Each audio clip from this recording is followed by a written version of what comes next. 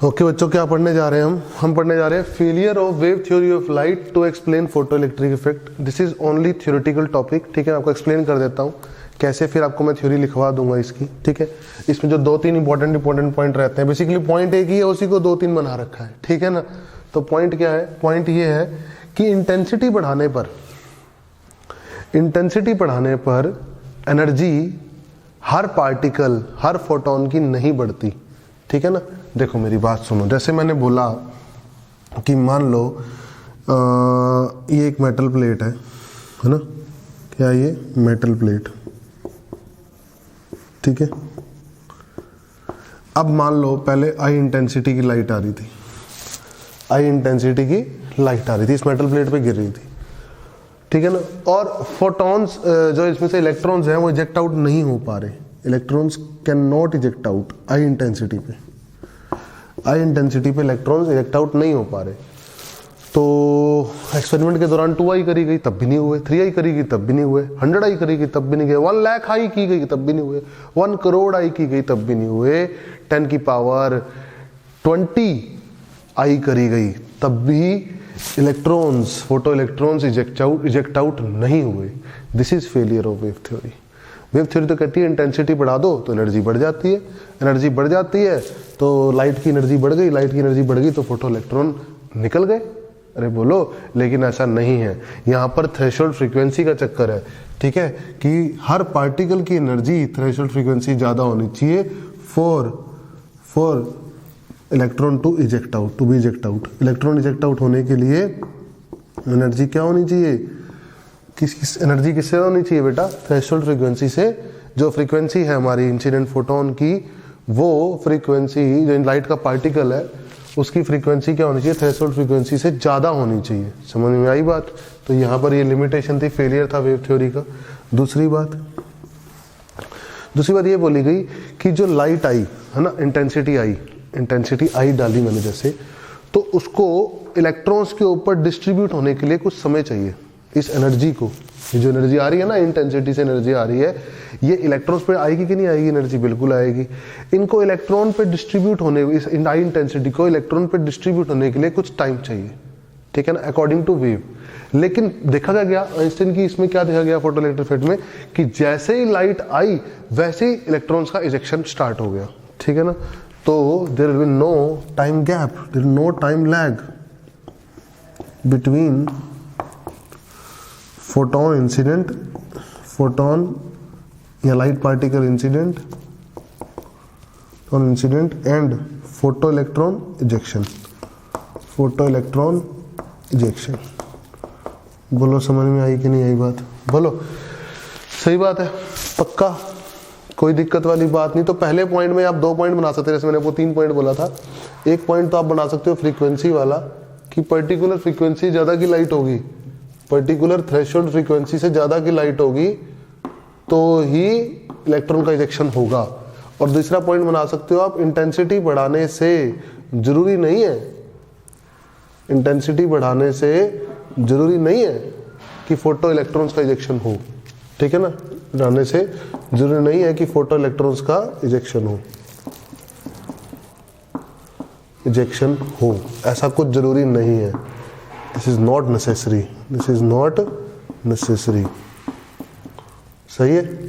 तो पहले ही पॉइंट में हम 2 पॉइंट बना सकते थे, और ये तीसरा पॉइंट हो गया नो टाइम लैग वाला। तो वेव थ्योरी को फेलियर यही 3 पॉइंट एक्सप्लेन करते हैं। बेसिकली ये 3 पॉइंट एक ही पॉइंट है, ठीक है।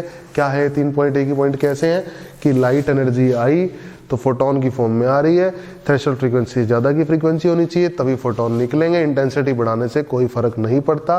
और अगर हर फोटोन के पास फिक्स एनर्जी है तो हर फोटोन पर्टिकुलर इलेक्ट्रॉन पे जाएगा और इलेक्ट्रॉन को बाहर निकालेगा, टाइम लैग बचेगा ही नहीं, ठीक है ना। ऐसा नहीं है कि आई इंटेंसिटी आई तो एनर्जी डिस्ट्रीब्यूट होगी, पहले एनर्जी डिस्ट्रीब्यूट होगी, फिर इलेक्ट्रॉन्स के ऊपर गिरेगी, फिर इलेक्ट्रॉन्स का इजेक्शन होगा, तो उसमें टाइम लैग होगा, ठीक है ना। तो वेव थ्योरी कहती है कि टाइम लैग होगा, लेकिन देखा गया कि टाइम लैग नहीं है, ठीक है। तो इसको हम थोड़ा सा थ्योरी की फॉर्म में लिख लेते हैं, समझ तो हमने लिया ही है। तो पॉइंट बना के लिख लो बेटा। According to wave theory, the energy carried by a beam of light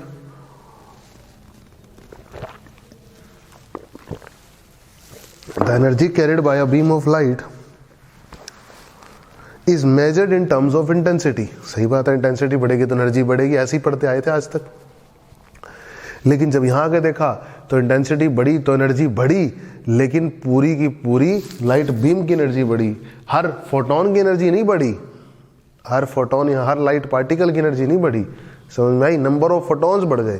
जैसे मैंने को बताया कि मान लो आई इंटेंसिटी का येलो कलर का बल्ब है,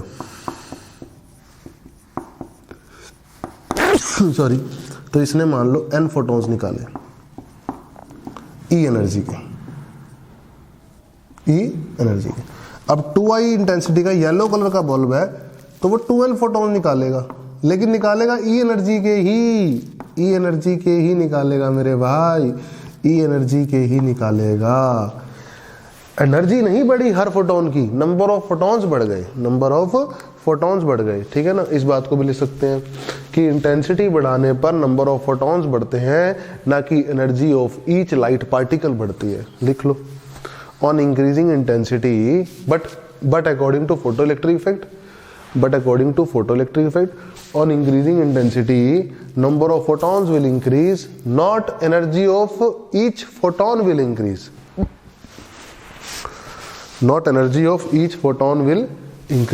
ठीक है। अब एनर्जी ऑफ ईच फोटोन कैसे बढ़ेगी उसको सेकंड पॉइंट बना लो। Energy of each photon will increase only on increasing frequency बढ़ा दो तो हर फोटोन की एनर्जी बढ़ जाएगी। इंटेंसिटी बढ़ाने पे हर फोटोन की एनर्जी नहीं बढ़ेगी। सेकंड पॉइंट लिख लो, energy of each photon will increase only when we increase frequency of incident light, ठीक है। When we increase frequency of incident light according to photoelectric effect, but according to wave theory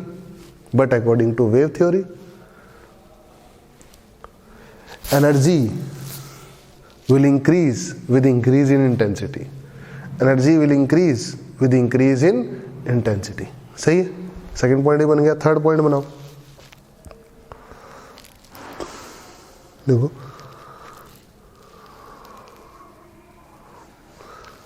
when light wave falls on metal surface, third point बनाओ, when light wave falls on metal surface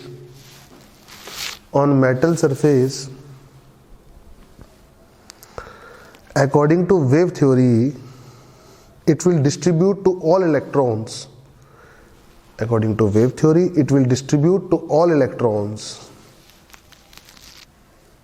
and will take some time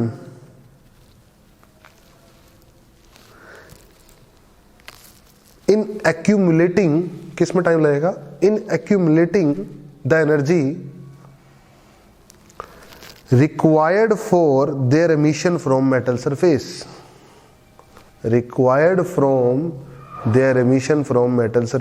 इकट्ठे करेगा electron metal surface से energy, ठीक है ना। और वो कहाँ से आएगी? लाइट से आएगी, उसमें कुछ टाइम लगेगा, और जब इतनी इकट्ठी हो जाएगी वो बाहर निकल सके तो वो बाहर निकल जाएगा according to wave, but reality में ऐसा नहीं होता।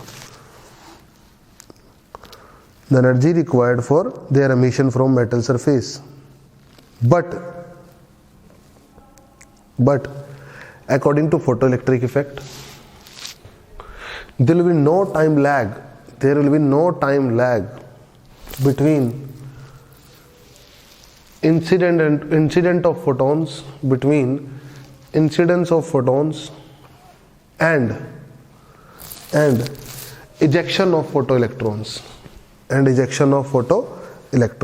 में कोई बुराई वाली बात नहीं, ठीक है। होप करता हूँ सबको अच्छे समझ में आएगा। Failure of wave theory of light to explain photoelectric effect की वेव थ्योरी कैसे लाइट की फेल हो गई फोटोइलेक्ट्रिक इफेक्ट समझाने में, ठीक है।